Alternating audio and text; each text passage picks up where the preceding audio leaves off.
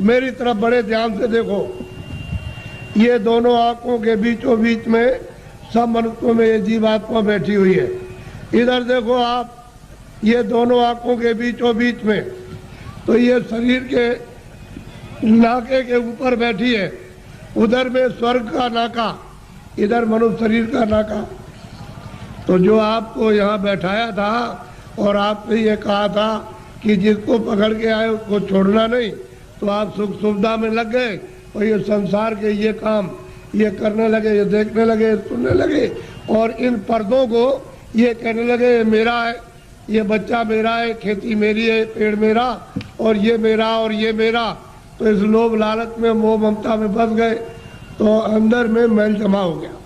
तो अंदर की तुम्हारी जो जीवात्मा की आँख थी एक, वो तो हो गई बंद।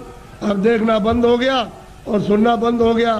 तो दो आंखें तुम्हारी शरीर में और एक जीवात्मा में, तीन आँख हो गई। तीन तुम किताबों में देखो, उसमें लिखा हुआ है कि महात्माओं के पास जाओगे तब तीसरी आँख तुमको मिलेगी, और बिना महात्मा के गए हुए तीसरी आँख नहीं। और तीसरी आँख से स्वर्ग मिलेगा, वैकुंठ मिलेगा, ईश्वर का दर्शन होगा। इन चर्म आँखों से देवी देवताओं को आप नहीं देख सकते हो।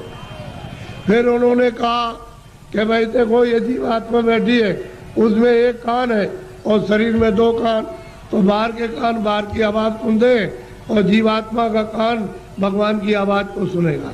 तो तुम्हारे घट घट में, मनुष्य रूपी मकान में घंटे और घड़ियाल, आरती, पूजा 24 घंटे हो रही है।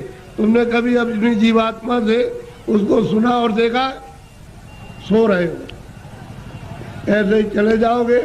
न तो ये जमीन जाएगी, न ये बच्चे जाएंगे, न तुमने सोना चांदी जमा किया वो जाएगा, न कपड़े जाएंगे, ये कुछ भी नहीं, सब छोड़ के और तुमको यहाँ से निकाल कर इसी मकान को उठा करके वहाँ जंगल में ले जा करके शमशान में पहुँचा